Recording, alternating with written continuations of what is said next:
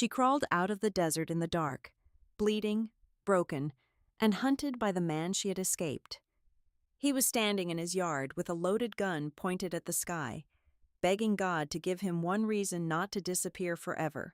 Neither of them was looking for a partner. Neither of them was looking for love.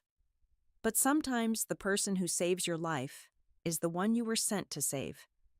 Welcome to our channel, where every story is born from the dust of the Old West.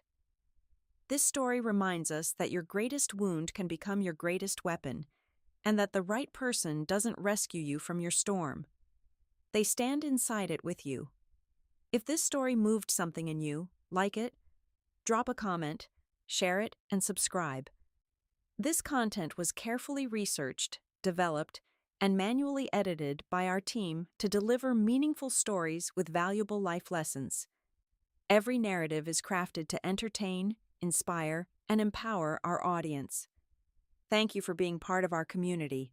The heat of the New Mexico territory was not merely a temperature. It was a living, breathing predator. Clara Vance tasted copper and dust. She leaned her head against the splintered wood of the overturned stagecoach, her breath coming in shallow, ragged gasps. The emerald silk gown, a garment that had cost more than most men made in a year back in Philadelphia, was now a suffocating shroud. Beneath it, her whalebone corset felt like a cage of iron ribs, slowly crushing the life out of her with every desperate inhale. Water. The thought was a phantom, mocking her parched throat. She forced her eyes open, squinting against the blinding glare of the afternoon sun. The carriage lay on its side, like a slaughtered beast, its rear axle snapped cleanly in two. The driver, a grizzled man who had reeked of cheap whiskey, had cursed, unhitched the only surviving horse, and promised to return with help from a relay station. That had been 5 hours ago. The suffocating silence of the Chihuahuan desert told her the brutal truth. He was not coming back. Clara dragged herself out of the meager shade of the wreckage, her delicate leather boots slipping on loose shale. In every direction, the landscape stretched into an endless ocean of sagebrush, cracked earth, and jagged red mesas shimmering in the heat haze. It was a beautiful, unforgiving wasteland, a trap with no exit. She looked down at her wrists. The velvet cuffs of her gown hid the dark, purpling bruises shaped like a man's fingers, Arthur Sterling's fingers. You belong to me, Clara. Whether you breathe or whether you rot, you are mine. His cold, cultured voice echoed in her mind, sending a shiver down her spine that even the desert sun could not melt. Arthur was power, cruelty, and wealth wrapped in a tailored suit. When she had discovered exactly how he had amassed his fortune and what he planned to do to her once the wedding ring was on her finger, she had run. She had traded her inheritance for a false name and a ticket to the edge of the earth, hoping to find her mother's sister. Now, stranded in the merciless heat, with the wind beginning to whip sand against her porcelain skin, Clara made her choice. She would not sit here and wait to die, nor would she wait for Arthur's bounty hunters to drag her back in chains.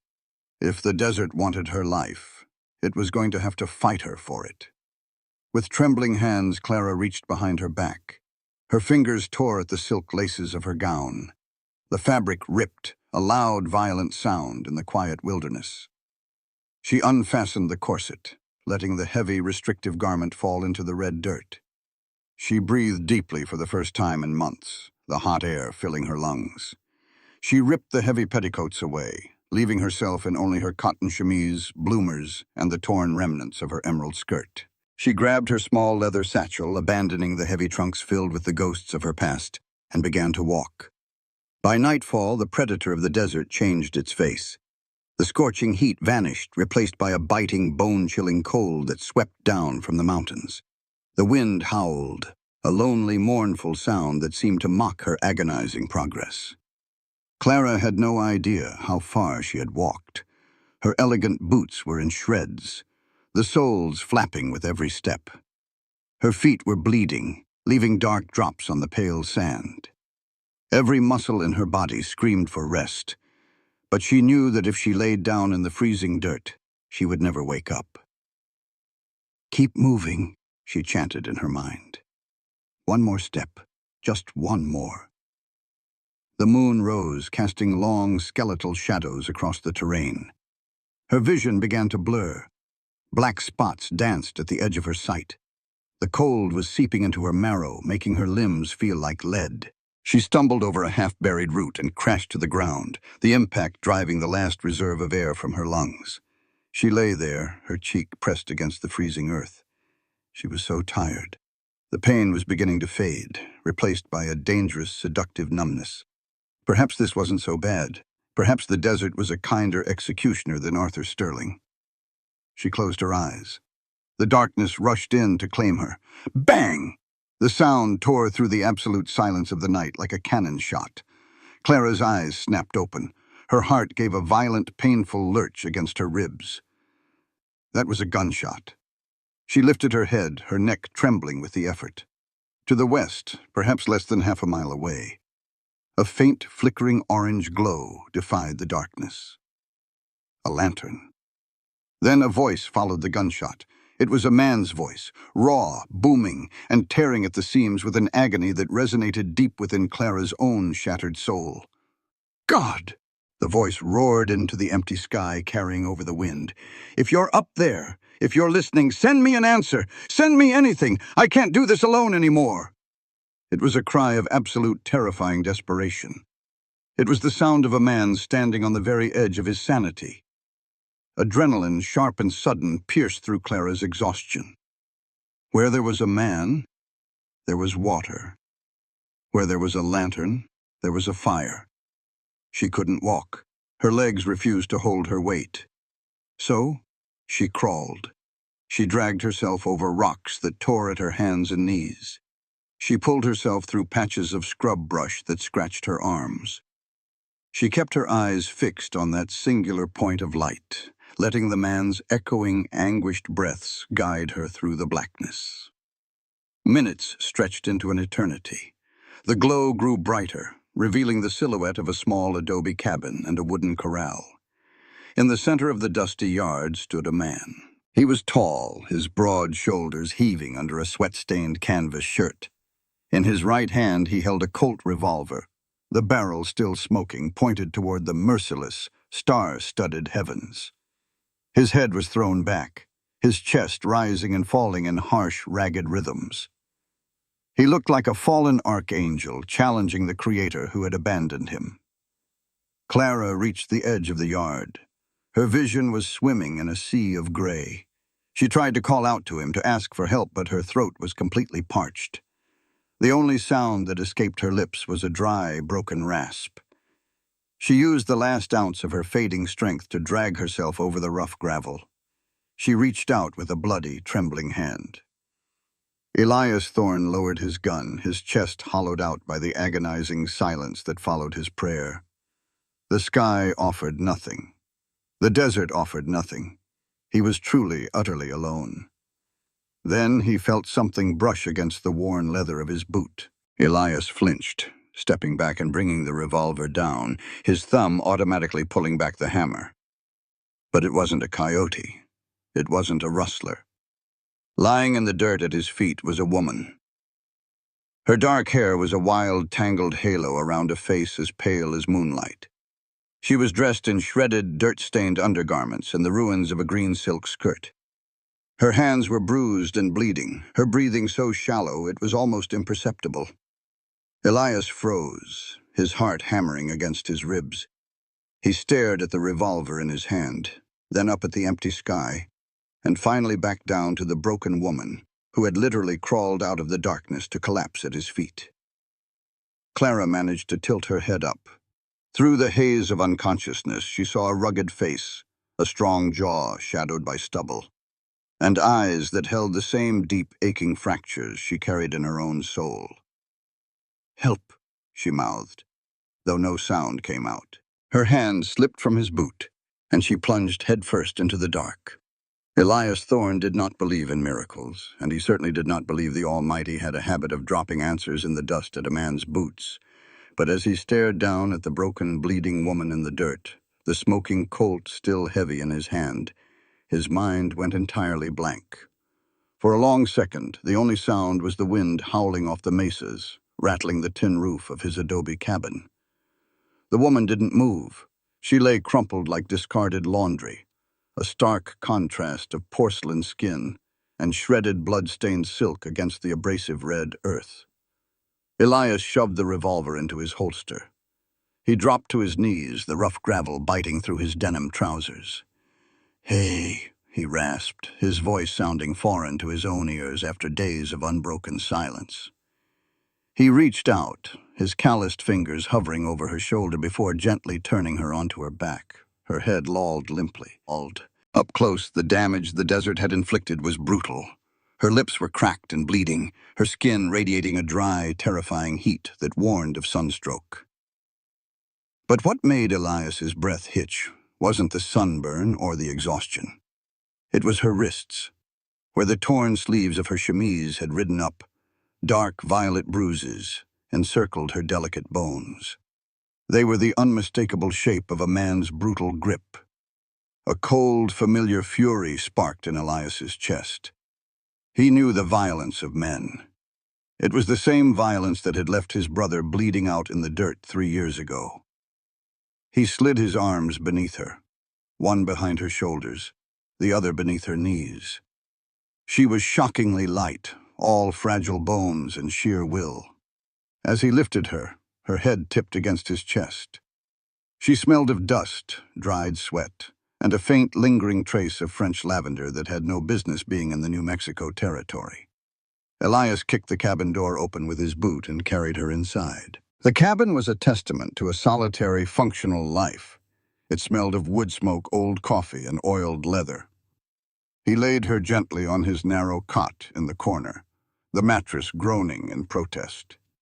He turned up the wick on the kerosene lantern, casting long, dancing shadows across the whitewashed walls. He had doctored cattle and stitched up wounded ranch hands. But looking at her, Elias felt a sudden, paralyzing inadequacy. She was a lady. That much was obvious from the fine stitching of her ruined undergarments and the softness of her hands. Hands that had clearly never held a branding iron or a pitchfork. "All right," he muttered to himself, forcing his training to take over. "Water first." He grabbed a clean rag, dipped it into his water bucket, and wrung it out. Sitting on the edge of the cot, he pressed the cool, damp cloth against her forehead. She flinched, a tiny whimper escaping her cracked lips, but she didn't wake. He carefully squeezed a few drops of water between her lips. She swallowed instinctively, her throat working in a desperate rhythm. For the next several hours, Elias waged war against the desert's toll. He fetched a pair of his cleanest shears and carefully cut away the ruined, stiff leather of her boots. Her feet were a mess of blisters and cuts from the shale. He cleaned the wounds with watered-down whiskey, apologizing quietly into the silent room every time her unconscious body twitched in pain. He bound her feet in clean cotton strips torn from one of his own shirts. Through it all, he couldn't stop looking at the bruises on her wrists. Someone had tried to break her, and yet she had crawled through the dark to reach the light. Elias sat back in his wooden chair, dragging a hand down his exhausted face. The mantel clock ticked steadily toward dawn. He had prayed for an end to the crushing isolation, for a voice to break the silence. Looking at the woman in his bed, Elias realized the universe had a cruel sense of humor. He hadn't been sent a companion. He had been sent a refugee, and keeping her alive might just bring whatever demon left those marks on her wrists straight to his door. Clara woke to the smell of burning bacon and strong, bitter coffee. For a terrifying moment, her mind was blank. Then, the memories crashed down on her like a falling timber. The broken stagecoach, the agonizing heat, the endless walk, the gunshot, the desperate prayer. She gasped, her eyes flying open. She was staring at a rough-hewn timber ceiling. She tried to sit up, but her body screamed in protest. Every muscle felt as though it had been beaten with a mallet. Her feet throbbed with a dull, heavy ache. "Don't move too fast." The voice was a deep, gravelly baritone. Clara whipped her head to the side, her heart hammering against her ribs. A man stood by a cast-iron stove, scraping bacon onto a tin plate. It was the man from the yard. In the daylight filtering through the single window, he looked even more formidable. He was tall and lean, built with the hard, functional muscle of a man who worked the earth. His dark hair curled slightly at his collar, and a shadow of scruff lined a jaw that looked as though it were carved from granite. But it was his eyes that caught her. They were a striking, piercing gray, watchful and guarded. Clara pulled the woolen blanket up to her chin, acutely aware that she was wearing nothing but her torn, dirt-stained chemise. "Where am I?" she rasped. Her voice sounded like grinding stones. "My ranch, 5 miles outside Las Cruces." He walked over, setting a tin cup on the small crate beside the bed. "Drink, slowly." Clara didn't hesitate. She grabbed the cup with both hands, her fingers trembling, and brought it to her lips. The water was lukewarm and tasted faintly of tin, but to her it was the sweetest thing she had ever consumed. She drained it in seconds. Elias took the empty cup from her hands. "I said slowly. You'll make yourself sick." "Thank you," she managed to whisper, falling back against the pillow. She took a breath, trying to summon the aristocratic poise she had been drilled in since childhood. It was difficult to feel dignified while wrapped in a stranger's blanket. "You saved my life." "You did most of the work," Elias replied, leaning against the wooden support beam of the cabin, crossing his arms over his chest. "I just provided the floor for you to collapse on. I'm Elias Thorne." "I am—" She hesitated. The name Clara Vance felt dangerous on her tongue. Arthur Sterling owned Clara Vance. But Arthur Sterling didn't own the woman who had conquered the desert. "Clara, just Clara." Elias noted the hesitation but didn't press. "Well, just Clara. Do you want to tell me what a city woman in silk is doing walking through the Chihuahuan desert at night? The stagecoach broke an axle. The driver went for help and never returned." Clara shifted, wincing as her blistered feet scraped the sheets. "I was heading to Las Cruces to find my aunt. Her name is Margaret Higgins." Elias's expression, which had been stoic and unreadable, suddenly shifted. The gray eyes softened and a muscle ticked in his jaw. He looked down at the floorboards for a moment before meeting her gaze again. "What is it?" Clara demanded, a fresh wave of panic rising in her throat. "Do you know her?" "I knew her," Elias said quietly. His voice lost its rough edge. "I'm sorry, Clara. Maggie Higgins passed away from winter fever 6 months ago. The bank took back her boarding house." The word struck Clara with the force of a physical blow. The air rushed out of the room. Dead. Maggie was dead. The one lifeline she had left, the sole reason she had endured the agonizing train ride across the country, the heat, the terror. It was all for nothing. The safety she had risked her life for did not exist. She was completely, utterly alone. She had no money, no family, no clothes, and no way to defend herself. If Arthur's men found her now, she would be dragged back to Philadelphia in a wooden box, or worse, alive. A tremor started in her hands and quickly spread through her entire body. She squeezed her eyes shut, refusing to cry. She had promised herself she would never cry again the night Arthur had left those marks on her wrists. "Hey." The mattress dipped as Elias sat on the edge of the cot. He didn't touch her, keeping a respectful distance, but his presence was a solid, grounding weight in the room. "Breathe, Clara. You survived the desert. Don't let the news break you now." Clara opened her eyes, her gaze locking onto his. "I don't have anywhere else to go," she whispered, the raw truth slipping out before she could stop it. "I don't have a single cent to my name. My luggage was on that stage." "I'll ride out later and see if the stage is still there," Elias offered. "But knowing the scavengers around here, it's likely been picked clean." Clara shook her head, her mind racing, calculating her survival. She couldn't stay here on charity. She knew how men viewed women who owed them debts. Sooner or later, they always came to collect. She needed a way out. She needed to get further west, to California, where a woman could disappear into the crowds of San Francisco. She looked around the cabin. It was sturdy, but chaotic. A ledger sat on a small table in the corner, papers spilling out of it chaotically. A pile of mending sat neglected on a chair. The floor needed sweeping. She looked back at Elias. "You need help." Elias raised an eyebrow. "I beg your pardon." "This ranch. You run it alone," Clara said, her voice growing stronger, the aristocratic steel returning to her spine.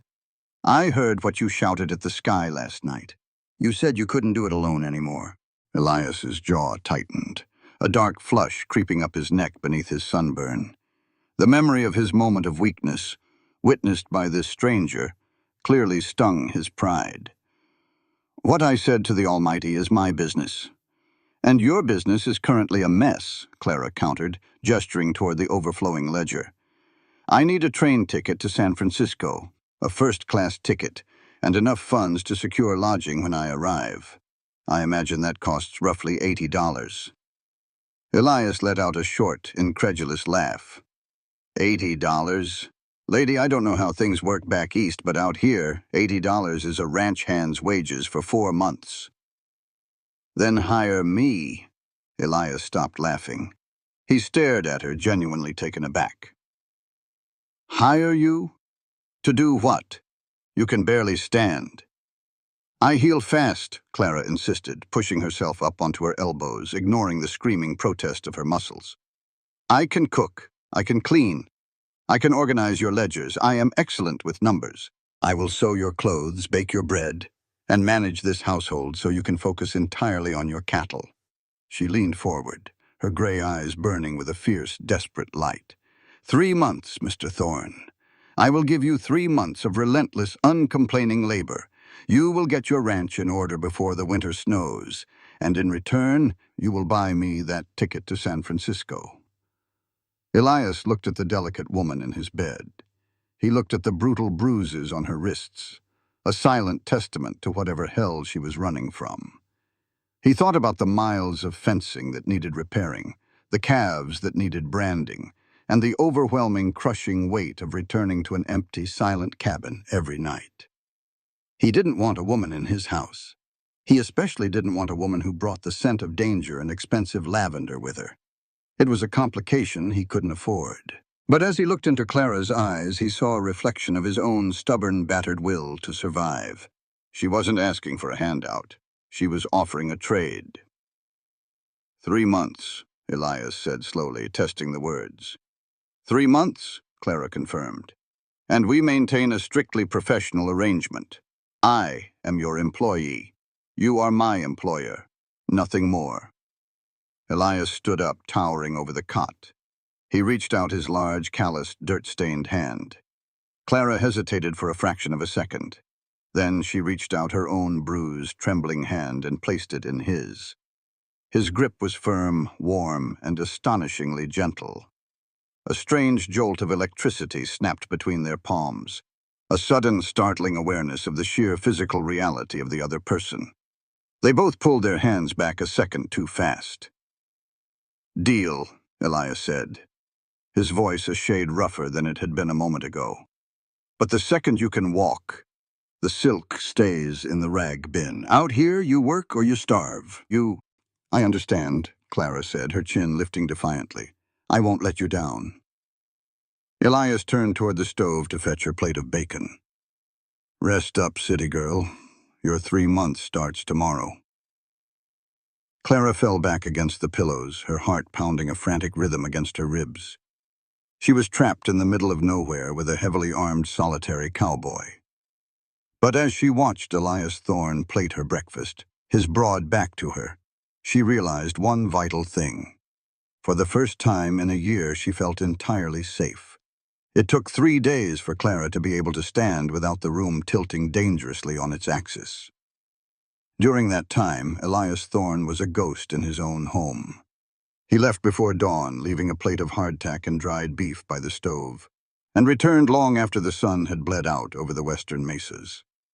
When he was in the cabin, he moved with a quiet, deliberate economy, carefully avoiding the corner where Clara lay recovering. On the morning of the fourth day, Clara woke to find a bundle of folded fabric sitting at the foot of her cot. She pulled herself up, her muscles screaming a dull, fading protest. On top of the pile lay her emerald silk dress. Elias had washed it, but the desert had claimed it. The silk was irreparably torn, stained with alkaline dust and her own blood. Beneath it lay a pair of worn canvas trousers, a faded blue flannel shirt, a thick leather belt, and a pair of scuffed, undersized riding boots. "The silk stays in the rag bin," he had said. Clara ran her fingers over the coarse canvas. In Philadelphia, she would not have allowed her maid to scrub floors in such garments. Here, they felt like a suit of armor. She dressed slowly, wincing as the rough fabric chafed against her healing skin. The trousers swallowed her waist, requiring her to notch the heavy leather belt to its tightest hole just to keep them from falling. She rolled the flannel sleeves up past her elbows, hiding the fading yellowish-purple bruises on her wrists. The boots were slightly too large, but after Elias had stuffed the toes with cotton rags, they offered a sturdy, blessed protection her silk slippers never could have. When she finally stood and caught her reflection in the cracked shaving mirror hanging by the wash basin, she didn't recognize the woman staring back. The aristocratic air of the Vance shipping fortune was gone. In her place stood a ragged, sharp-eyed survivor. It was time to pay her debt. The cabin was a disaster of bachelorhood. Clara started with the cast-iron stove, a temperamental beast of iron and soot. It took her 4 burned fingers and an hour of frustrating, tear-inducing labor just to get the kindling to catch. She boiled water, scrubbed the grease-caked tin plates with sand and coarse soap, and swept a layer of red dust from the floorboards that looked as though it had been accumulating since the Civil War. By noon, the heat inside the cabin was oppressive. Sweat dripped down the back of her neck, sticking the heavy flannel to her skin. Her lower back ached with a ferocity that rivaled Arthur's cruelty. But she did not stop. She attacked the chaos with a manic, desperate energy, channeling every ounce of her fear into the bristles of the broom and the harsh lye soap. When Elias rode into the yard at sundown, his Appaloosa gelding lathered and blowing hard, the cabin was unrecognizable. He pushed the heavy oak door open, pausing on the threshold. The floor was swept clean.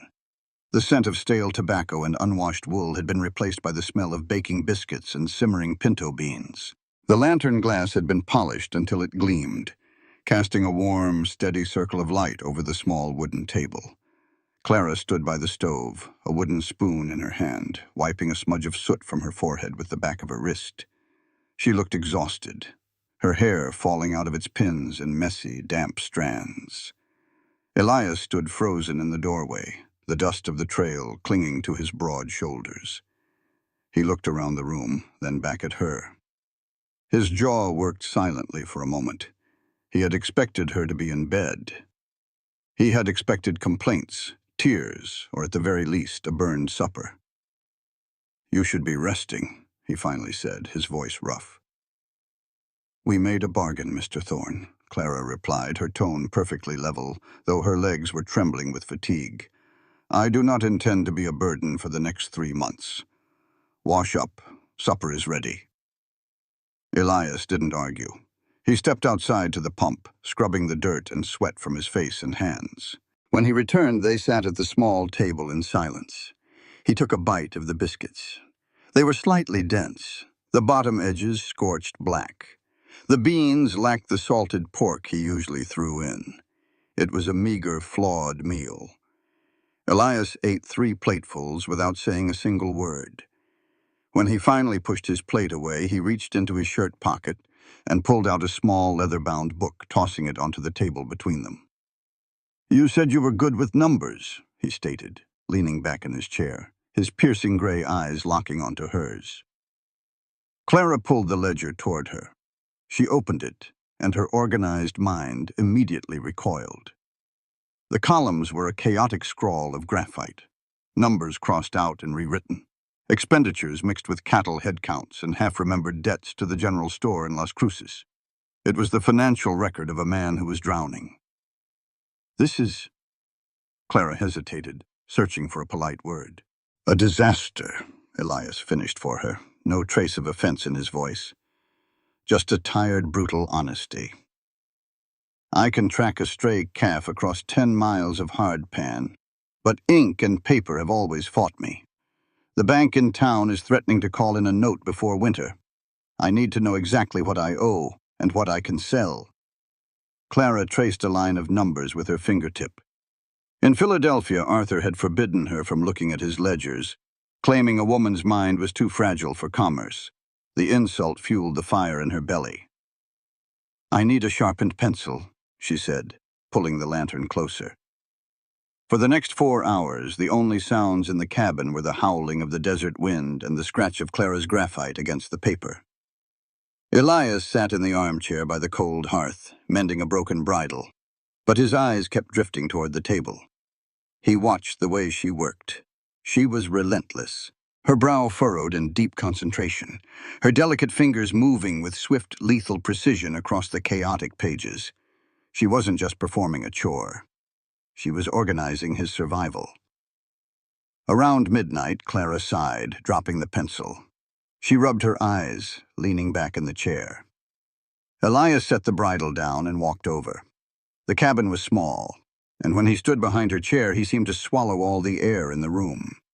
Clara stiffened slightly, a phantom instinct from her past, but Elias kept his hands firmly at his sides.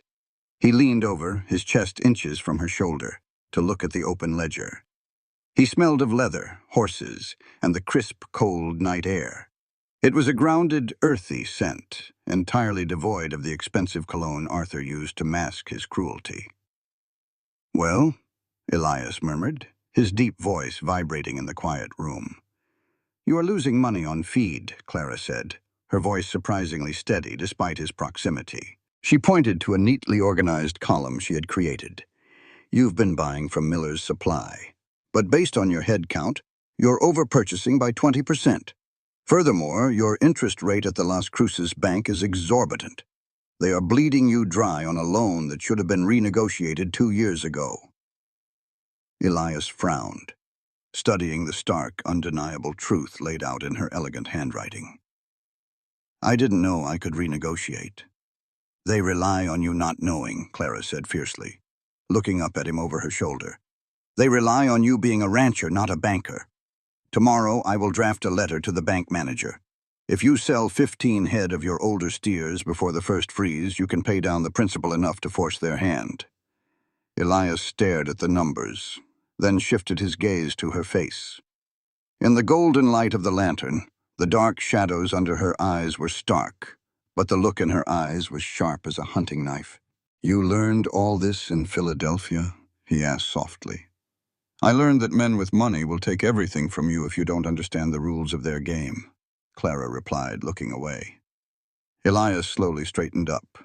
He looked at her not as a stray he had taken in, but as an equal, as a weapon he hadn't known he needed. "Go to sleep, Clara," he said quietly. "You've earned your keep today."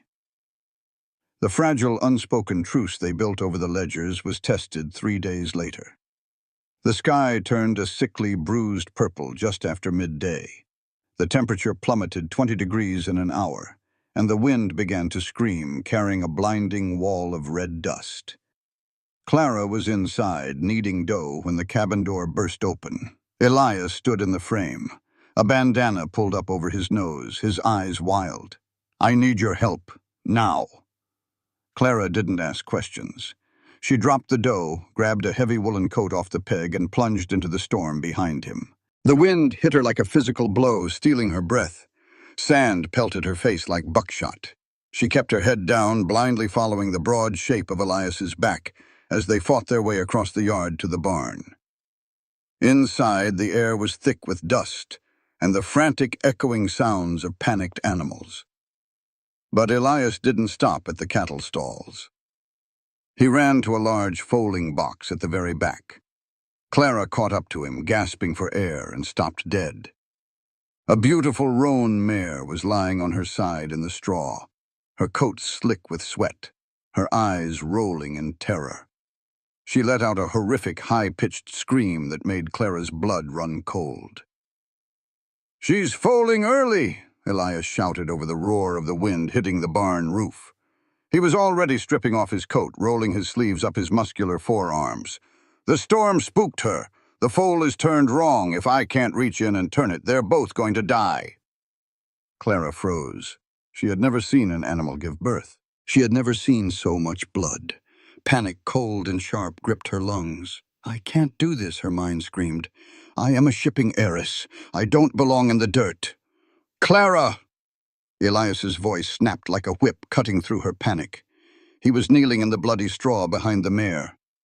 I need you at her head. Keep her calm. If she thrashes while my arm is inside her, she'll shatter my bones. The sheer terror in Elias's eyes, not for himself but for the animal, jolted Clara out of her shock. She threw off her coat and dropped to her knees in the filthy straw near the mare's head.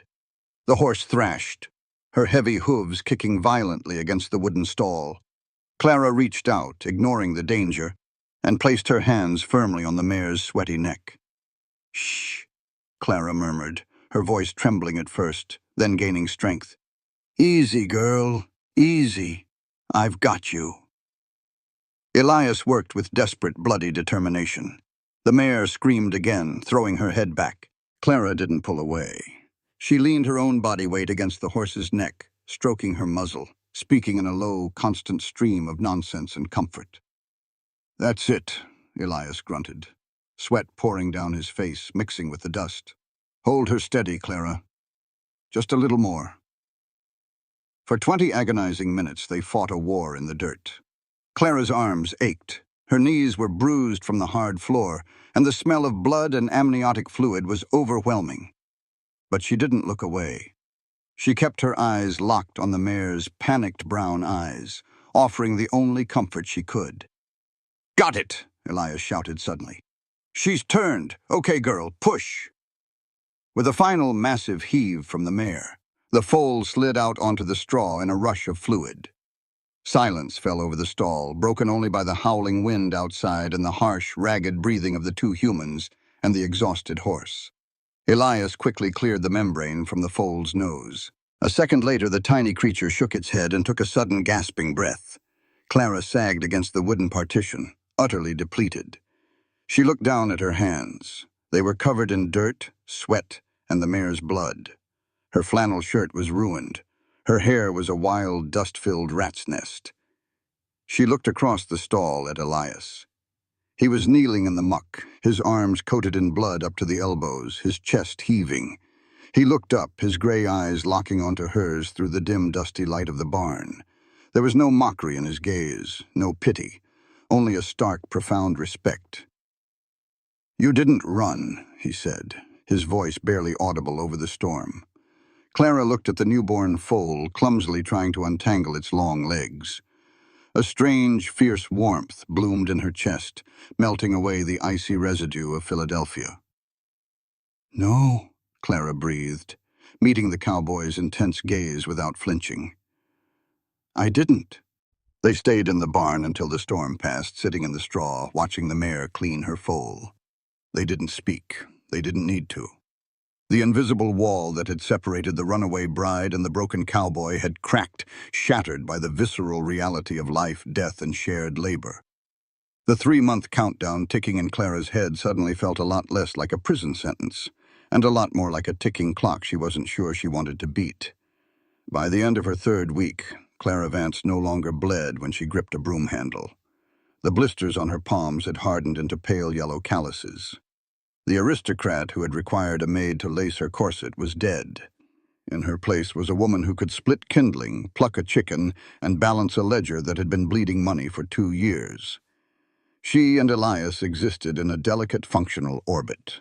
They spoke little during the daylight hours, their communication reduced to the sharp necessary barks of shared survival. Fetch the water, hold the gate, pass the liniment. But in the evenings, by the dim glow of the kerosene lantern, the silence between them was no longer suffocating. It had become a sanctuary. Elias would oil his tack. Clara would mend his torn canvas shirts. Sometimes she would catch his gray eyes lingering on her, studying her with that intense, brooding weight. Whenever she met his gaze, he would look away, his jaw tightening. The illusion of their isolated peace shattered on a blistering Tuesday afternoon. Clara was on the porch beating dust from a rug when the sound of approaching hooves rolled over the hard pan. Not one horse, several. Elias, who had been repairing a wagon wheel by the barn, dropped his heavy iron wrench. The metal clanged violently against the hard earth. In one fluid motion, a motion so ingrained it was pure instinct, his hand dropped to the worn leather holster at his hip. He stepped out from the shadow of the barn, his tall frame suddenly coiled with lethal tension. "Clara," he barked, his voice dropping an octave. "Get inside, now." She didn't argue. She stepped backward into the cabin, leaving the heavy oak door open just a crack to watch. 5 riders crested the low ridge that bordered Elias's property. They didn't ride like men paying a neighborly visit. They rode in a tight, aggressive formation, kicking up a massive cloud of red dust that swallowed the sun. At their center rode a man on a magnificent black stallion. He wore a tailored charcoal suit that had no business being in the desert, a pristine white Stetson, and a silver pocket watch chain that glinted like a threat.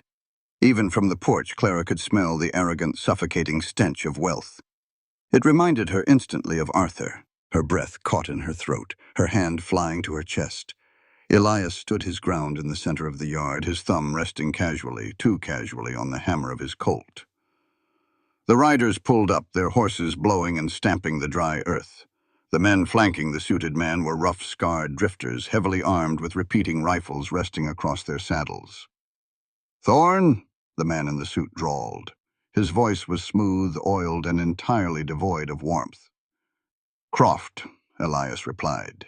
He didn't nod. He didn't relax his stance. "You're trespassing on my land, Harlan. I told you last time you rode out here that the next time you crossed my property line, I wouldn't offer a greeting." Harlan Croft smiled. It was a cold, reptilian curving of the lips. "Your land? That's a generous interpretation of your current financial situation, Elias. I spoke with the bank in Las Cruces yesterday. Seems you managed to make a sudden, unexpected payment on your principal. Now, how does a dirt-poor cowboy suddenly find the arithmetic to outsmart a banker?" From the crack in the door, Clara felt a surge of cold dread. Croft had been counting on the bank foreclosing. She had ruined his timeline. "My ledgers are my business," Elias said, his voice deadly quiet. "Say what you came to say, and get off my dirt." Croft clicked his tongue, adjusting his pristine gloves. "I'm losing patience, Thorne. I want the water rights to the Eastern Creek, and I want that pasture. I offered to buy you out like a gentleman, but seeing as you want to be stubborn, I thought you should know you have some broken fence lines up near the Red Canyon. Shame. Several head of your cattle wandered into the locoweed up there. Found 3 of them dead this morning." Elias's jaw locked so hard Clara thought his teeth might shatter. It wasn't an accident. Croft's men had cut the wire and driven the cattle to their deaths. It was a calculated, crippling blow to a herd already struggling to survive. "I'll fix the fence," Elias said, his voice vibrating with a barely contained violent rage. "And if I find the man who brought wire cutters onto my property, I'll bury him under it." Croft chuckled, a dry, rattling sound. He leaned over his saddle horn, his dark eyes suddenly shifting past Elias, locking onto the cabin. He saw the crack in the door. He saw the shadow moving behind it. "I see you've taken on help," Croft mused, his tone shifting into something sleazy and dangerous. "Funny thing, a couple of Pinkerton men rode into town this morning, handing out flyers. Seems a very wealthy gentleman back in Philadelphia is offering a $500 bounty for a thieving whore who stole from him and ran west." Clara's heart stopped. Arthur. He hadn't just sent bounty hunters. He had branded her a thief to make it legal for them to hunt her down like an animal. Croft reached into his tailored jacket, pulled out a crumpled piece of paper, and let it flutter to the dusty ground at Elias's boots. "They say she's a dark-haired beauty with a taste for silk. Now, a man in your desperate financial situation, Thorne, $500 could buy a lot of new cattle, or it could buy you a coffin if you're caught harboring a fugitive. Elias didn't look at the paper. His gray eyes remained locked, burning and lethal, on Croft's face. "I don't know what you're talking about, and I'm out of patience. Get off my land, Harlan, before I put a hole in that expensive suit." One of Croft's thugs cocked his rifle, the metallic clack-clack echoing loudly in the tense air. Elias didn't flinch. He drew his Colt so fast it was a blur of motion, the barrel leveled directly at the center of Croft's chest. "Your boy might get me, Harlan, but I promise you, you'll be dead before I hit the ground. Is the water worth dying for today?" For 10 agonizing seconds, the yard was a powder keg. The wind howled. A hawk screamed overhead. Finally, Croft raised a gloved hand. The thug lowered the rifle. "You're a fool, Thorne, a dead fool walking," Croft sneered. He yanked his stallion's reins. "I give you 1 week to pack your bags and sell me the deed. After that, I stop cutting fences and I start burning buildings." The riders wheeled their horses around and galloped back the way they came, leaving a suffocating cloud of dust and silence in their wake. Elias stood motionless until they were completely out of sight. Then, he looked down at the crumpled paper in the dirt. He holstered his gun, bent down, and picked it up. Clara pushed the door open, stepping out onto the porch. Her legs felt like water. Her chest heaved. She watched Elias smooth the paper out. He stared at it for a long time. Then, without saying a word, he walked over to the water trough, struck a match against his belt buckle, lit the wanted poster on fire, and dropped it into the muddy water. It hissed, turned black, and dissolved. He looked up at her, his eyes unreadable. "I need to go up to the Red Canyon and fix that fence before I lose any more stock." "Elias," Clara started, her voice shaking. "He knows Arthur's men are in town." "I don't care about Arthur, and I don't care about the poster." Elias cut her off, his voice harsh and absolute. He walked toward the barn to saddle his horse. "Lock the door from the inside. Do not open it for anyone but me. And Clara?" She swallowed hard. "Yes?" He paused, resting his hand on the barn door. "If I'm not back by moonrise, take the spare horse and ride north.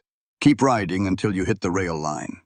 Before she could argue, he disappeared into the shadows of the barn. The silence in the cabin was a physical weight, pressing against Clara's eardrums. She paced the wooden floorboards, the heavy iron key tight in her fist. The sun was beginning its long, bloody descent over the mountains, casting long, skeletal shadows across the yard. "If I'm not back by moonrise..." Clara stopped pacing.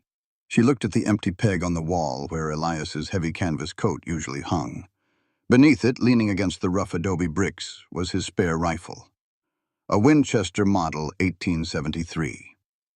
Arthur had called her fragile. Her family had called her decorative. Society had demanded she be helpless, but Clara Vance was none of those things. She walked over to the rifle.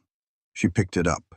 It was heavy, the oiled walnut stock cold against her cheek as she checked the chamber. It was fully loaded. She grabbed a handful of extra cartridges from the tin on the mantel, shoving them into the pockets of her oversized trousers. She wasn't going to sit in a locked box and wait to be rescued, or worse, wait to become a widow to an arrangement. Clara slipped out the back window, avoiding the front yard, and ran to the corral. She didn't bother with a saddle. She grabbed a hackamore, slipped it over the head of a sturdy roan gelding, and vaulted onto its bare back with a grace she hadn't known she possessed. She dug her heels in, steering the horse toward the jagged, rust-colored teeth of the Red Canyon. The ride was brutal. The terrain was a nightmare of loose rock, twisted mesquite, and hidden ravines. She followed the fresh tracks of Elias's Appaloosa, her heart hammering a frantic rhythm against her ribs. As she neared the mouth of the canyon, a sound stopped her cold. Crack, ping, gunfire.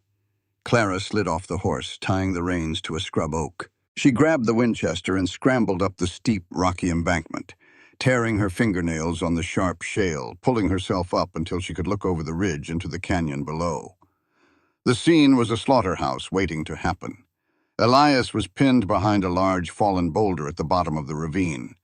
His horse was gone, likely spooked by the gunfire.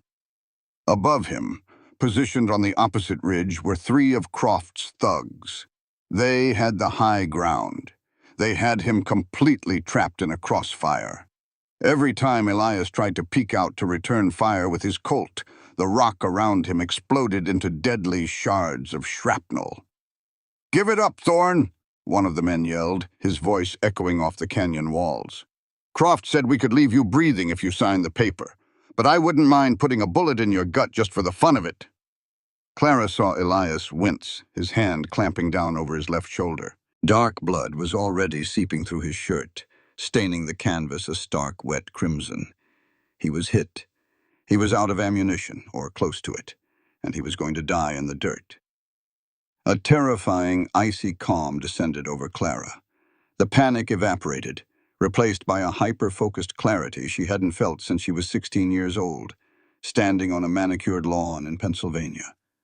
She lay flat on her stomach on the ridge, resting the heavy barrel of the Winchester on a flat rock. She pressed the stock firmly into her shoulder, ignoring the bruises it would leave. She exhaled slowly, letting the air empty from her lungs, bringing her heart rate down to a steady, rhythmic thud.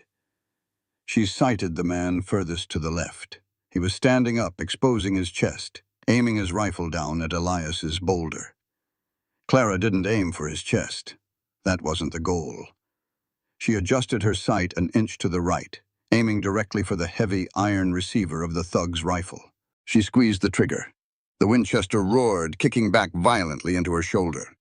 Down in the canyon, the thug screamed. The bullet struck the metal receiver of his gun with pinpoint, terrifying accuracy, shattering the weapon and sending a violent shockwave through the man's hands. He dropped the ruined gun, falling backward into the dust, clutching his bleeding fingers. The other two men froze, whipping their heads wildly toward Clara's ridge. Before they could acquire her target, Clara cycled the lever action with lightning speed. Clack, clack, she fired again. The bullet slammed into the rock exactly 1 inch from the second man's boot, spraying sharp stone fragments into his leg. He yelled, scrambling backward for cover. "Sniper!" the third man bellowed in panic. "On the ridge! Fall back!" They hadn't expected a sharpshooter. They had expected a lonely, desperate cowboy. Clara fired a third time, blowing the hat clean off the third man's head as he ran for his horse. It was a warning shot, delivered with the cold precision of an executioner. Within seconds, the three thugs were scrambling onto their horses, spurring them violently out of the far end of the canyon, fleeing for their lives. Silence slammed back into the ravine, thick and heavy with the smell of cordite and dust. Clara lowered the rifle. Her hands were shaking so badly she could barely engage the safety. The icy calm shattered, leaving behind a terrifying adrenaline crash. She had shot at human beings. She had nearly killed them. She scrambled down the steep embankment, sliding in the dirt, her boots slipping on the rocks. "Elias!" she screamed, abandoning all caution. Elias was slumped against the boulder, his hand pressed hard against his bleeding shoulder. His face was pale beneath his tan, sweat beading on his forehead. He had his Colt raised, pointing it unsteadily at the ridge, until he saw her slide into the ravine. His eyes widened in absolute shock. He looked at the heavy Winchester in her small, bruised hands, then up at the ridge, and back to her. Clara dropped the rifle and fell to her knees beside him. Her hands immediately went to his shoulder, pressing hard over his fingers to stem the bleeding. "Let me see. Move your hand, Elias." He didn't move his hand. He stared at her as if she were a ghost, a mirage conjured by blood loss and heat. "Where the hell did you learn to shoot a lever-action rifle like that?" he demanded, his voice raspy, completely ignoring the bullet hole in his flesh. "You blew the gun out of his hands from 200 yards, in a crosswind." Clara swallowed hard, tearing a strip from the bottom of her flannel shirt to pack the wound. The bullet had passed clean through the fleshy part of his shoulder, painful, bloody, but not fatal. "My father wasn't always a shipping magnate," Clara said, her voice trembling as she tied the makeshift bandage tight. Before he made his fortune, he was a sharpshooter in the Union Army. He commanded the 1st United States Sharpshooters. He had no sons. So he put a rifle in my hands when I was 10 years old and told me that a Vance never relies on another man for protection. Elias hissed in pain as she pulled the knot tight, but his eyes never left her face. The wealthy, fragile runaway he thought he had rescued was gone. In her place was a woman who had just waged war to save his life. "I told you to stay in the cabin," he whispered, his chest rising and falling heavily, inches from hers. "And I told you I wasn't going to be a burden," Clara fired back, her gray eyes flashing with defiant fire. "You saved my life in the desert, Elias Thorne. Now we are even. Do not ever tell me to hide in a box again." For a long, tense moment, the only sound was their ragged breathing. The air between them crackled, thick with cordite, the metallic tang of blood, and a sudden, overwhelming shift in their dynamic. She was no longer just an employee working off a debt. She was a partner in a war. Elias reached up with his good arm, his large, calloused hand wrapped gently around the back of her neck, his thumb brushing against her jawline. It was the first time he had touched her intentionally since the day he carried her into the cabin. "I won't," he promised, his voice a deep, gravelly vow that sent a shiver straight down her spine. "Now help me up, sharpshooter. We have a war to win." The ride back to the cabin was a grueling exercise in endurance. Elias slumped in the saddle of the roan gelding, his left arm immobilized, his breath hissing through his teeth with every jarring step. Clara rode behind him, her arms wrapped fiercely around his waist, using her own body weight to keep him upright when the blood loss threatened to drag him into the dirt. By the time they reached the yard, the sun had vanished, leaving the world painted in stark, freezing shadows. Clara practically dragged him through the heavy oak door. She kicked it shut and threw the iron bolt. The cabin, which had felt like a prison hours ago, now felt like a fragile fortress. She eased Elias onto the narrow cot, his long legs hanging over the edge, boots scuffing the floorboards. "Whiskey," Elias gritted out, his head falling back against the wall. His face was a ghastly shade of gray in the dim light. "Top shelf. And get the kerosene." Clara didn't hesitate. She moved with a terrifying efficiency, shedding her torn, blood-stained coat. She retrieved the amber bottle, poured a generous measure into a tin cup, and brought it to his lips. Elias swallowed it in one fluid gulp, coughing as the cheap alcohol burned a trail down his throat.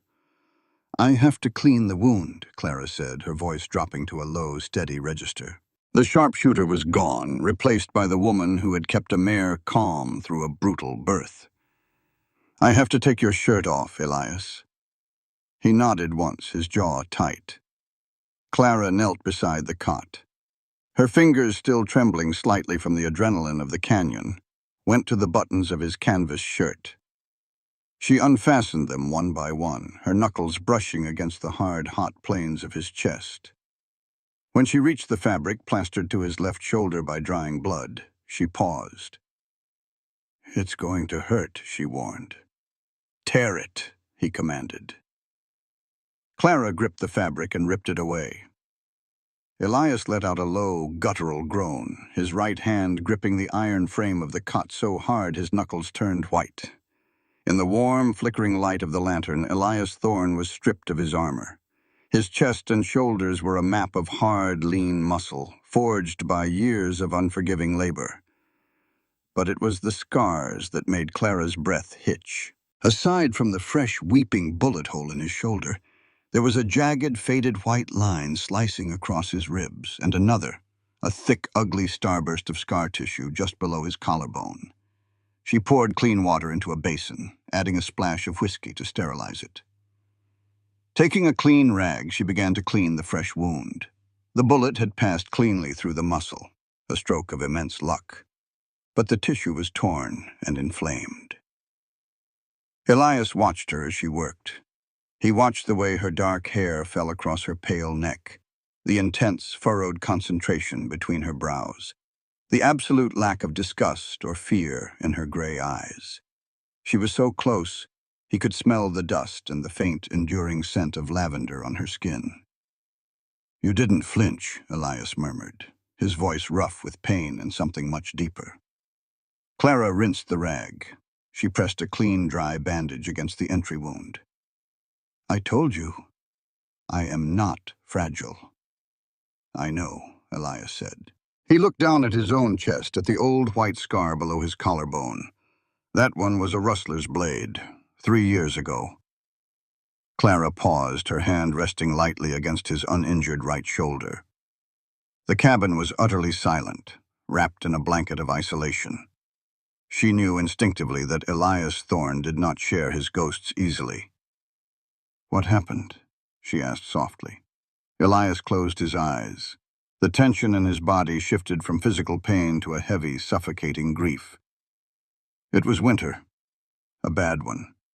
A gang of drifters came down from the mountains, desperate and mean. They tried to run off half our herd in the dead of night. My older brother, Thomas, he was faster than me, always was. Clara's heart ached at the raw, bleeding guilt in his tone. She gently began to wrap a long strip of clean cotton around his shoulder and chest, binding the wound. As she leaned across him to pass the bandage behind his back, her chest brushed against his. The proximity was electric, a sudden searing heat that made her pulse thunder in her ears, but neither of them pulled away. "I was supposed to be watching the ridge," Elias continued, his voice dropping to a harsh whisper. His eyes remained closed, trapped in the memory. "I fell asleep, just for 10 minutes. The gunfire woke me. By the time I got down there, Thomas had taken 2 bullets to the chest. The rustlers scattered. I held him right out there in the dirt. He drowned in his own blood while I screamed for help that was never coming." Clara finished tying the knot of the bandage. She didn't move away. She stayed kneeling beside him, her face inches from his. "You blame yourself," she stated gently. "It was my fault," Elias snapped, his eyes flying open, flashing with a tortured, defensive anger. "I fell asleep, Clara. He died because I was weak. That's why I built this place out here alone. That's why I was yelling at the sky the night you found me. Because the silence was finally driving me insane, but I knew I didn't deserve anything else." Clara looked at the broken, beautiful man before her. She saw past the grit, the gunpowder, and the stoic cowboy facade.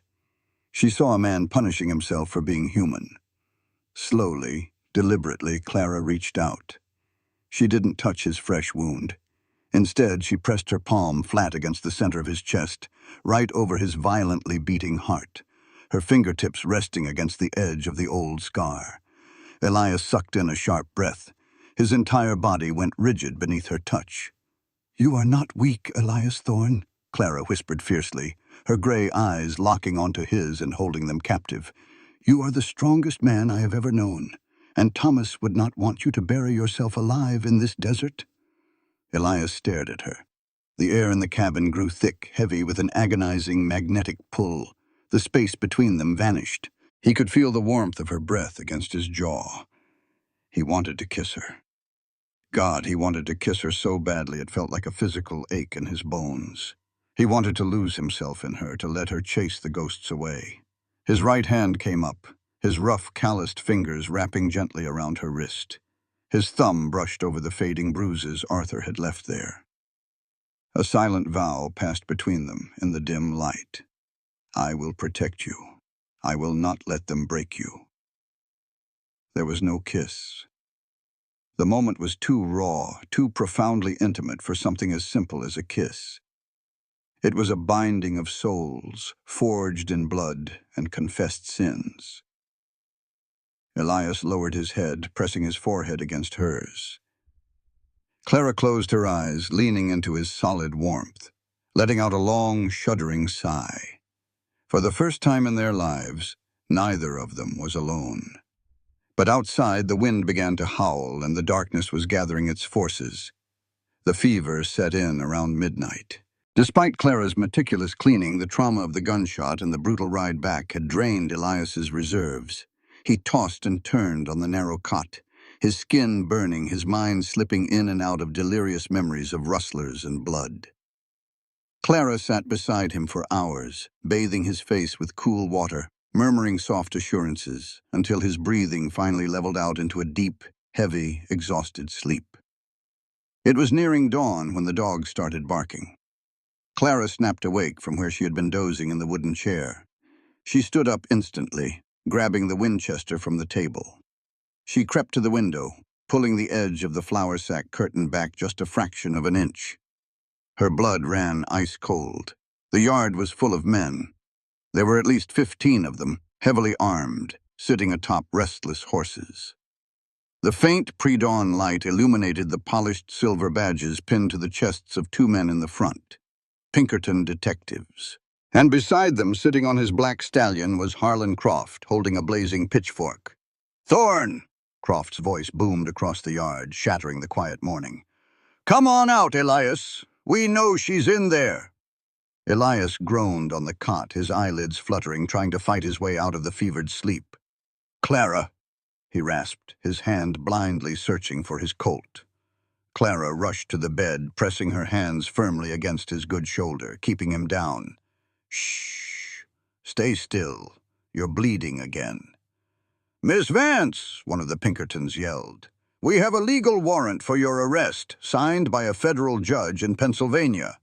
Mr. Sterling is waiting for you at the rail station in Albuquerque. You come out now and no one gets hurt." Clara squeezed her eyes shut. Arthur. He hadn't just sent men. He was waiting for her. He wanted to see her dragged back in chains. "Listen to me carefully, Thorne," Croft shouted, his voice dripping with venomous glee. "You have 2 minutes to throw that thief out the front door.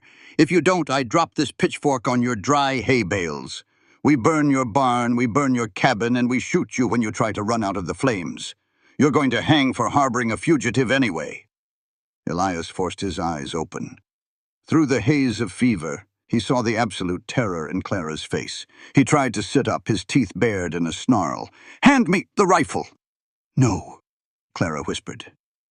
"Clara, give me the damn gun," Elias grunted, swinging his legs over the side of the cot, nearly blacking out from the pain. "I'll take Croft and the 2 Pinkertons. You run out the back." "Elias, look at yourself!" Clara grabbed his face with both hands, forcing him to look at her. "There are 15 men out there. You have 1 good arm and you can barely stand. If you walk out there, they will slaughter you. They will burn everything you have built." "I don't care about the ranch," Elias roared, his voice cracking. He grabbed her wrists, his grip desperate. "I care about you. I'm not letting them take you back to him." Tears, hot and blinding, finally spilled over Clara's eyelashes. She looked at the man who had pulled her from the desert, the man who had shared his deepest wounds with her. He was willing to die for her, but she loved him too much to let him. "I know," Clara whispered, her voice breaking. She leaned down and pressed her lips softly, desperately against his burning forehead. "I know." She pulled away. Before Elias could react, she grabbed the heavy iron skillet from the stove and brought the wooden handle down hard against the side of Elias's head. Elias's eyes rolled back, and he slumped sideways onto the mattress, unconscious. A sob tore from Clara's throat. She dropped the skillet, her hands shaking violently. She grabbed a stub of pencil in the back of a torn receipt from the ledger, writing frantically. She shoved the note into Elias's limp hand. Then she walked to the heavy oak door. She threw the iron bolt, took a deep breath, and stepped out onto the porch, her hands raised in the air. A cheer went up from Croft's men. The lead Pinkerton spurred his horse forward, tossing a heavy pair of iron irons into the dust at her feet. "Put 'em on, Miss Vance," the detective sneered. "Mr. Sterling is eager to see his bride." Clara didn't look at Croft. She didn't look at the mercenaries. She picked up the irons, locked the cold metal around the bruised skin of her wrists, and let them lead her away into the gathering dawn. When Elias Thorne woke, the sun was high in the sky, baking the cabin in stifling heat. His head pounded with a sickening rhythm. He groaned, rolling onto his back, his hand brushing against a crumpled piece of paper. The events of the morning crashed into his memory with the force of a runaway train. Clara. He bolted upright, ignoring the screaming agony in his shoulder and his skull. The cabin was empty. The door was wide open, swinging gently in the hot wind. He looked down at the paper in his hand. The handwriting was elegant, hurried, and stained with a single dried tear.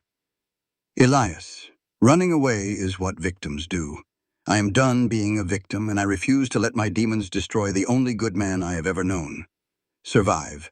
Keep the ranch. Do not come after me. Yours, Clara. Elias stared at the words. A terrifying, absolute silence descended over the cabin. It was the same silence he had lived in for 3 years, but this time it didn't bring loneliness. It brought a cold, apocalyptic fury. He crushed the note in his fist. He didn't yell at the sky. He didn't pray. Elias stood up. He walked to the wooden chest at the foot of his bed.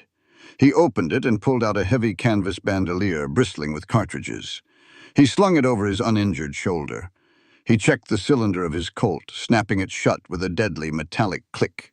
He grabbed the spare lever-action rifle. Harlan Croft and Arthur Sterling thought they had won. They thought they had broken a fragile society girl and bested a dirt-poor cowboy. They were about to learn that you never ever back a wounded wolf into a corner. Elias walked out of the cabin, saddled his Appaloosa, and rode out to hunt them down. 10 miles east of Las Cruces, the heat of the desert was reaching its peak. Clara rode in the center of the column, her hands bound to the saddle horn of a sluggish roan. Her throat was parched, her skin burning under the relentless sun. The Pinkerton detective rode ahead of her, while Croft and his men brought up the rear, laughing and passing a bottle of whiskey. They were arrogant. They were careless. They thought she was defeated. Clara stared at the heavy leather strap tying her iron cuffs to the saddle horn. I am a Vance, she thought, the cadence of Elias's heartbeat echoing in her memory. A Vance never relies on another man for protection. She subtly shifted her weight, ignoring the painful chafing of the irons. She reached down into the deep pocket of her oversized canvas trousers. Her fingers brushed against cold metal. She hadn't surrendered empty-handed. When she had walked out the door, she had slipped Elias's sharpest skinning knife into her pocket. Slowly, agonizingly, Clara worked the knife out of her pocket. She kept her head down, letting her dark hair fall forward to obscure her movements from Croft's men behind her. She flipped the blade, pressing the razor-sharp edge against the thick leather strap binding her to the saddle. She began to saw. Slice, slice. The leather was tough, and her hands were restricted, but pure, unfiltered adrenaline fueled her muscles. She thought of Elias, bleeding on the cot. She thought of the life they had started to build in the dirt and the ledgers. She was not going to let Arthur Sterling put her back in a cage. With a final desperate jerk, the leather strap snapped. Clara was free from the saddle. She didn't hesitate. They were passing through a narrow, rocky defile, a natural choke point. Clara waited until the Pinkerton in front of her rode past a large clump of prickly pear cactus. With a vicious kick, Clara drove her boot into the flank of the Pinkerton's horse. The horse shrieked, bucking violently. The detective, caught entirely off guard, was thrown hard into the dust. Total chaos erupted. The horses behind them reared, spooked by the sudden commotion and the shouting. Clara grabbed the reins of her own horse with her bound hands. She didn't try to ride away. The roan was too slow. Instead, she threw herself out of the saddle, hitting the dirt and rolling to absorb the impact. She scrambled under the belly of a rearing horse, dodging trampling hooves, and lunged toward the fallen Pinkerton. Before the dazed man could reach for his gun, Clara brought her bound, ironclad fists down in a brutal, two-handed strike across his jaw. He went limp.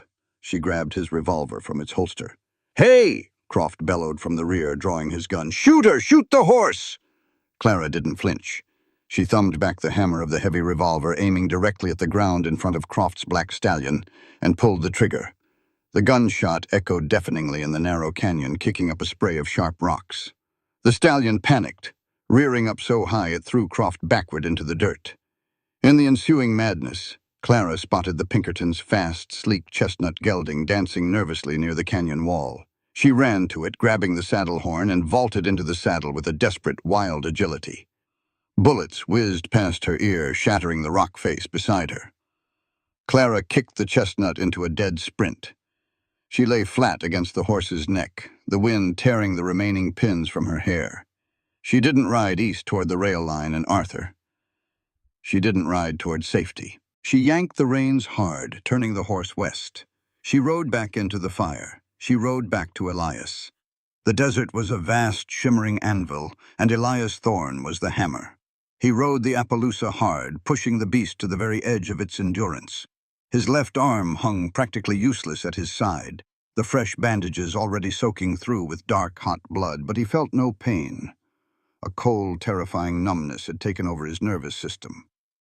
He tracked the dust cloud moving east toward the Albuquerque rail line.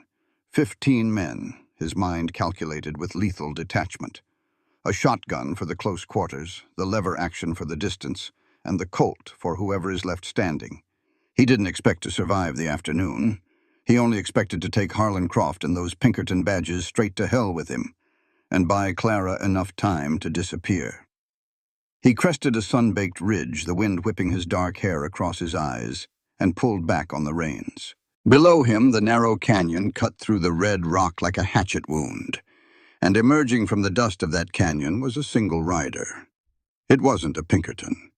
The rider was leaning low over the neck of a stolen chestnut gelding, riding with a wild, desperate fury. Even from a distance, Elias recognized the oversized canvas shirt, the dark hair flying loose in the wind, and the glint of heavy iron manacles chained to her wrists. Clara. She hadn't been taken to the train. She had fought her way out. Elias's heart, which had been dead and silent in his chest since he read her goodbye note, slammed violently against his ribs. He spurred the Appaloosa down the ridge, sliding in the loose shale, riding straight toward her. Clara saw him coming. For a terrifying second, she thought he was one of Croft's men flanking her.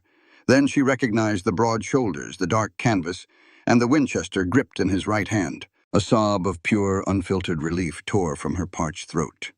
She pulled back on the reins, the chestnut rearing slightly as she brought it to a sliding halt in the dust, just as Elias reached her.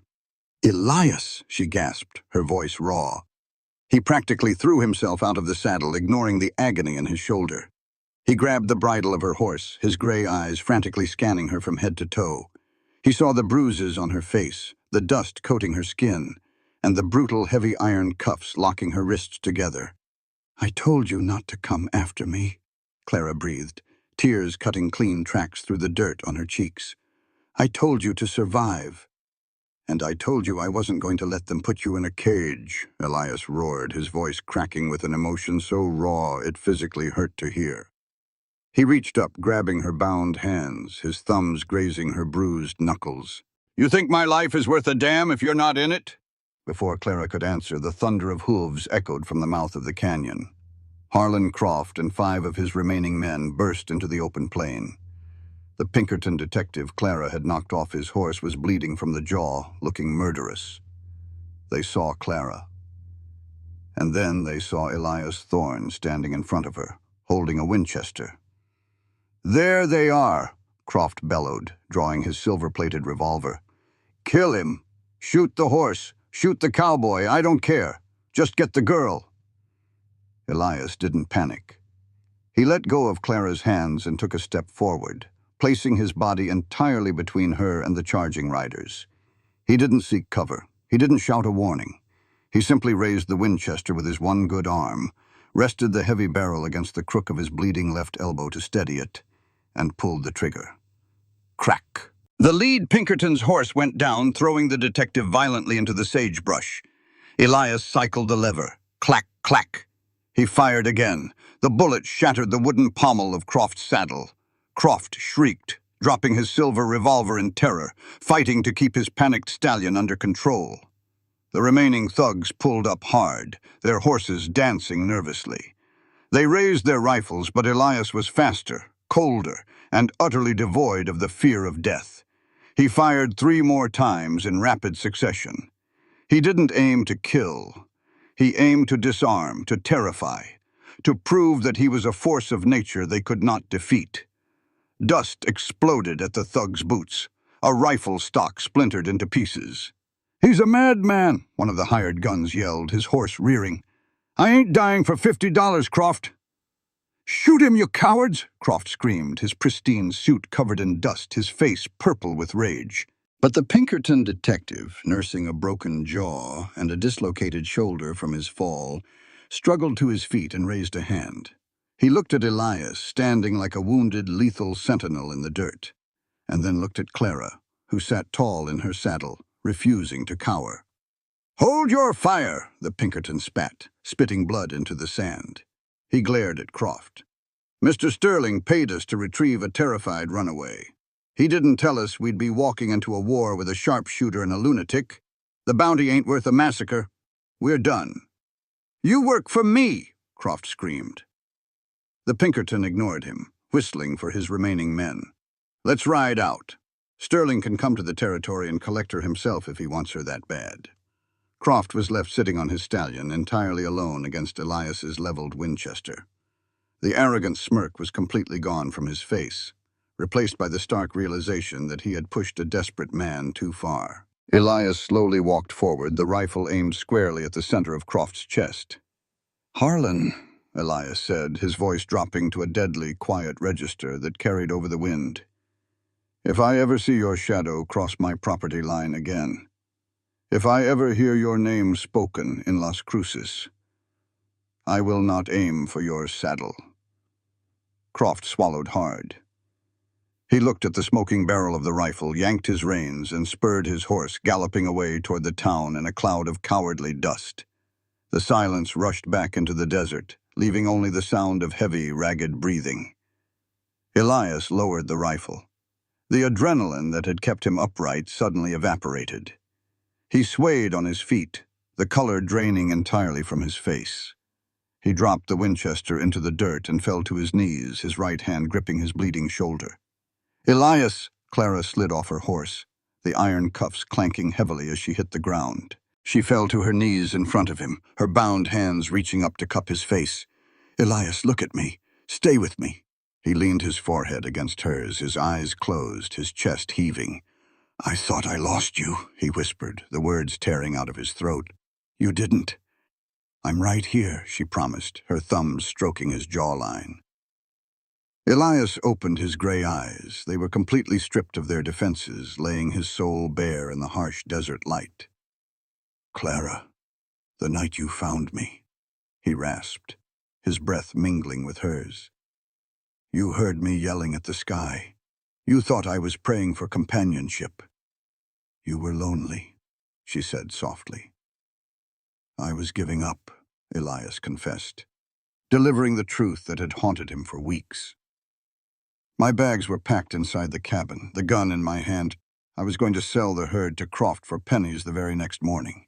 I was going to leave the West, abandon my brother's grave, and disappear because the silence had finally broken me.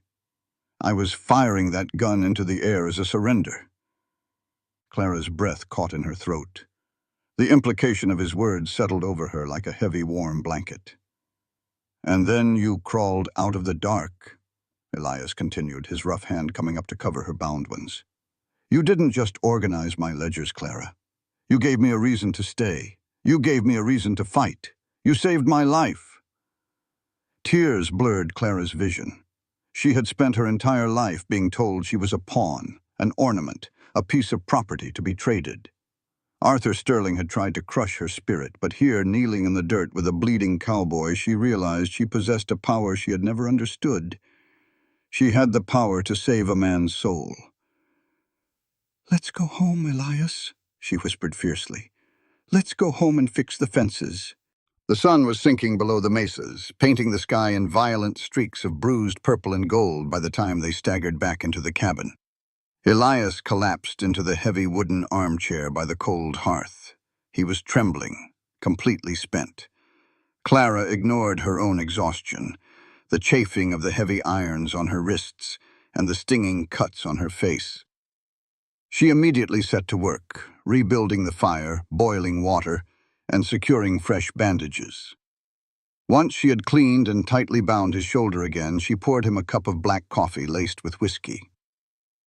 "Drink," she ordered, holding the tin cup to his lips with her awkwardly shackled hands. Elias took a sip, but his eyes never left her wrists. The thick, cast-iron manacles were a grotesque violation of the sanctuary they had built in this cabin. They were Arthur Sterling's brand, a physical reminder of the cage she had escaped. "Put the cup down," Elias commanded quietly. Clara set it on the small table. Elias pushed himself up from the chair.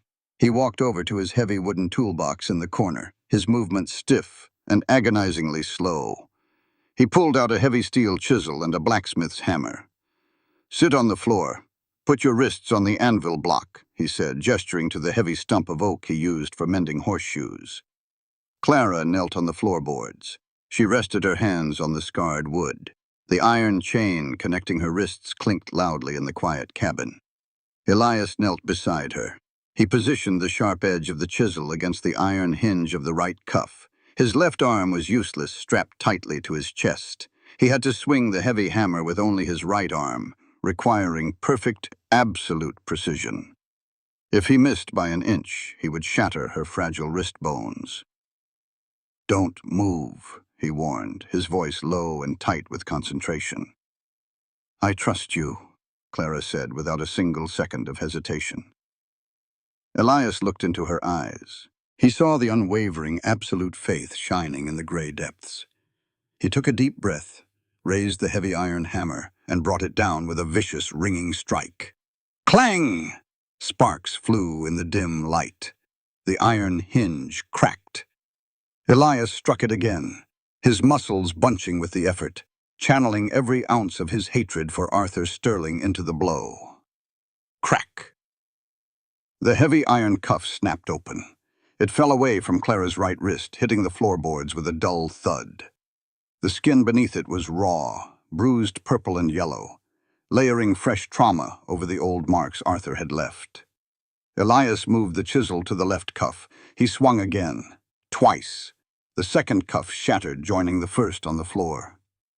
Clara pulled her hands back. She rubbed her wrists, staring at the broken irons in the dirt. She was free, truly, physically free. The federal warrant, the Pinkertons, Arthur's wealth, none of it mattered out here in the dust. The only law that mattered was the man kneeling beside her. Elias dropped the hammer. He reached out, his large, rough hands gently encircling her bruised wrists. He lifted her hands to his face, and closing his eyes, he pressed a soft, reverent kiss to the battered skin of her left wrist and then her right. It was a gesture of profound, overwhelming devotion. It broke the last remaining dam inside Clara's heart. She pulled her hands from his grasp and reached up, framing his scruffy, exhausted face. She didn't wait. She leaned forward and crashed her lips against his. There was nothing polite or gentle about the kiss. It was an explosion. It was the culmination of weeks of silent tension, of stolen glances over ledgers, of the metallic smell of blood and the suffocating heat of the desert. It tasted of whiskey, dust, and desperate, agonizing relief. Elias groaned, a deep primal sound vibrating in his chest. His right arm wrapped round her waist, pulling her fiercely against him until there was no space left between them. He kissed her back with a hunger that bordered on violence, pouring all of his loneliness, his fear, and his shattered hope into the bruising pressure of his mouth. Clara's hands tangled in his dark hair, holding on to him like he was the only solid thing left in the universe. They were two broken, jagged pieces of glass that had somehow managed to fit perfectly together, their sharp edges protecting each other from the world. When they finally broke apart, both of them were gasping for air, their foreheads resting against each other. 3 months is a foolish arrangement, Elias breathed, his thumb tracing the line of her jaw, mapping the soft skin amidst the dirt. Highly impractical, Clara agreed, a breathless, watery laugh escaping her lips. "I don't have a ring," Elias said, his gray eyes burning into hers with a fierce, unwavering intensity. "I don't have a fortune, Clara. I have a herd that needs feeding, a banknote that needs paying, and a cabin that gets damn cold in the winter. But I swear to God, if you stay, I will spend every breath I have making sure you never have to be afraid again." Clara looked at the dirt on his face, the blood seeping through his shirt, and the broken irons on the floor. In Philadelphia, she had been offered a kingdom of silk and gold, and it had been a torture chamber. Here, in a one-room adobe cabin, she was being offered a life of calluses, sweat, and unpredictable danger. It was the easiest choice she had ever made. "I don't want a ring, Elias," Clara whispered, pressing a soft kiss to the corner of his mouth. "I want a partner. I want this ranch. And I want you." Elias closed his eyes, burying his face in her neck, holding her so tightly she could feel the heavy, erratic thud of his heart against her chest. Outside, the desert wind howled, whipping red dust against the thick adobe walls. But inside, the silence had finally been defeated. The cowboy who had prayed to the empty sky was no longer alone, and the woman who had run to the edge of the world had finally found her way home. Winter descended on the New Mexico territory not with a whisper, but with a biting, unrelenting frost that turned the red earth as hard as iron. But inside the adobe cabin, the hearth fire roared, casting a warm golden glow over walls that no longer felt like a prison. Elias Thorne stood by the heavy oak table, dressed in a newly purchased canvas suit that Clara had meticulously tailored to fit his broad shoulders. His left arm was out of its sling, the shoulder stiff but healing with the stubborn resilience that defined him. He watched as Clara emerged from behind the flour sack curtain that partitioned the sleeping area. She wore no silk. She wore a simple high-collared dress of deep burgundy wool that she had sewn herself over the past 3 weeks. Her dark hair was pinned up elegantly, a subtle homage to her past, but her hands, tanned, calloused, and strong, told the story of her present. She took his breath away just as completely as she had the night she crawled out of the darkness. Today, there were no Pinkertons. There was no Harlan Croft. Croft had sold his land to a cattle syndicate out of Texas 2 weeks after his humiliating defeat in the canyon, disappearing back east where his tailored suits and cowardly threats belonged. Arthur Sterling's bounty had dried up, the wealthy tycoon unwilling to venture into a territory that swallowed his mercenaries whole. They had won their war. Now it was time to claim their peace. Reverend Miller, a dusty, pragmatic man who rode a circuit between the remote ranches, stood waiting by the hearth, a worn Bible open in his hands. Elias stepped forward and took Clara's hands. He didn't look at the preacher. He looked only at the woman who had stood between him and a firing squad. "I don't have gold, Clara," Elias said softly, his deep voice vibrating in the quiet room, breaking the traditional script. He reached into his vest pocket and pulled out a small, dark ring. Clara gasped softly. It wasn't silver, and it certainly wasn't a diamond. It was iron. Elias had taken the shattered, heavy manacles that had bound her wrists, the iron Arthur Sterling had used to brand her as his property. And he had spent hours at the blacksmith's anvil, melting them down, hammering them through fire and sweat, until they formed a simple, unbreakable band. "You took my silence," Elias vowed, his gray eyes shining with an intensity that burned straight through to her soul. "You took my ghosts. You stood in the dirt and bled for this place. This ring was meant to be your cage.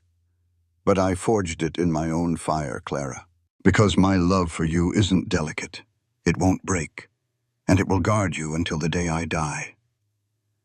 Tears spilled over Clara's eyelashes, tracking down her cheeks. She held out her left hand, her fingers trembling. Elias slid the rough, heavy iron ring onto her finger. It settled perfectly over the faint, fading scar on her wrist. The ultimate symbol of a trauma conquered and transformed into a shield. "And I," Clara whispered fiercely, her voice thick with emotion, "take you, Elias Thorne. I take your scars, your ledgers, and your stubborn heart. I do not want a kingdom. I only want the empire we build with our own 2 hands." When the Reverend finally pronounced them husband and wife, Elias didn't kiss her with the desperate, violent hunger of the canyon. He kissed her with profound, overwhelming reverence. It was the sealing of a partnership forged in blood, sealed in iron, and bound by a love that the harsh western frontier could never destroy. 40 years later, October 1918. The porch of the Thorne Hacienda wrapped entirely around the massive, sprawling stone house that had replaced the original one-room adobe cabin decades ago. Elias Thorne sat in a heavy wooden rocking chair, a thick Navajo blanket draped over his lap against the evening chill. He was 71 years old. His hair, once dark as a raven's wing, was completely stark white. The lines on his face were carved deep by decades of relentless sun, drought, blizzards, and laughter. His joints ached with the memory of 1,000 broken fences and stubborn cattle, but his gray eyes remained as sharp and piercing as a hawk's. The silence that had once driven him to the edge of madness was gone, replaced by a beautiful, chaotic symphony. From the eastern corral, he could hear the shouts of his eldest grandson, a tall, broad-shouldered boy, breaking a new Appaloosa colt. From the massive kitchen behind him, the smell of roasting beef and the sound of his granddaughter's bright, ringing laughter drifted through the open windows. The Thorne Ranch was no longer a desperate plot of dirt. It was one of the largest, most prosperous cattle empires in the New Mexico state, employing 30 hands and commanding miles of the Red Canyons. The heavy wooden screen door creaked open. Clara stepped out onto the porch carrying 2 steaming mugs of black coffee. Time had seasoned her, turning her into a true matriarch of the West. Silver threaded through her dark hair, and her once porcelain skin was weathered, mapping a life fully, unabashedly lived. Yet when Elias looked at her, he still saw the fierce, beautiful sharpshooter who had blown a rifle out of a mercenary's hands to save his life. "Careful, old man," Clara teased gently, handing him a mug. Her voice still held that faint, aristocratic cadence, softened by decades of prairie wind. "You'll freeze out here if you sit too long." "I've survived worse chills, Mrs. Thorne," Elias rumbled, his lips curving into a deep, affectionate smile. He reached out with his free hand, his heavily calloused fingers wrapping around hers. On her left hand, the iron ring still sat, worn smooth and shiny by 40 years of relentless labor, child-rearing, and unwavering devotion. Clara sat in the rocking chair beside him. They didn't speak for a long time, simply sipping their coffee and watching the sun begin its bloody, magnificent descent over the western mesas, painting the sky in strokes of violent orange and bruised purple. 40 years, Elias murmured suddenly, his gaze fixed on the exact spot in the dusty yard where the original cabin door used to be. Clara turned her head, her gray eyes softening. She knew exactly what day it was. 40 years tonight. Elias took a deep breath of the crisp autumn air. I was sitting right there. I had the Colt in my hand. I had the barrel pointed at the stars, and I screamed at God because I thought he had abandoned me to die alone in the dirt. He looked down at their joined hands. I prayed for an answer, Elias said, his voice thickening with an emotion that hadn't dulled in 4 decades. And an hour later, a woman in a shredded silk dress crawled out of the blackness and collapsed on my boots. I thought you were a curse, Clara. I thought you were going to bring the devil straight to my door. I did bring the devil, Clara reminded him softly, squeezing his hand. I brought Arthur's men. I brought bullets and fire. And you brought the Winchester, Elias chuckled, a low, gravelly sound. You brought the Ledgers. You brought 3 children, 7 grandchildren, and a life I didn't have the courage to dream of. Elias turned to look at his wife. The dying sun caught the silver in her hair, crowning her in light. They say true love is fate, Elias whispered, lifting her weathered hand to press a kiss to her knuckles, right above the smooth iron ring. But fate didn't build this ranch. Fate didn't stand between me and Harlan Croft's rifles. You chose me, Clara. When the world burned, you chose to stay in the fire with me. Clara smiled, a smile so full of enduring, fierce love that it made Elias's chest ache just as sharply as it had when he was 26. I chose the only man who looked at a broken, hunted woman and saw a partner, Clara replied softly. She leaned her head against his broad shoulder, resting her cheek against the rough canvas of his coat. I would walk through that desert 1,000 times over if it meant finding my way to your door, Elias. They sat together as the last sliver of the sun vanished below the horizon, plunging the red canyons into twilight. The ranch hummed with life, a living, breathing testament to their shared blood and sweat. The lonely cowboy who had once fired a gun into the empty sky was gone, buried beneath 40 years of an extraordinary life. His prayer had not been answered with a miracle. It had been answered with a warrior. And together, they had taken the brutal, unforgiving desert and turned it into a masterpiece.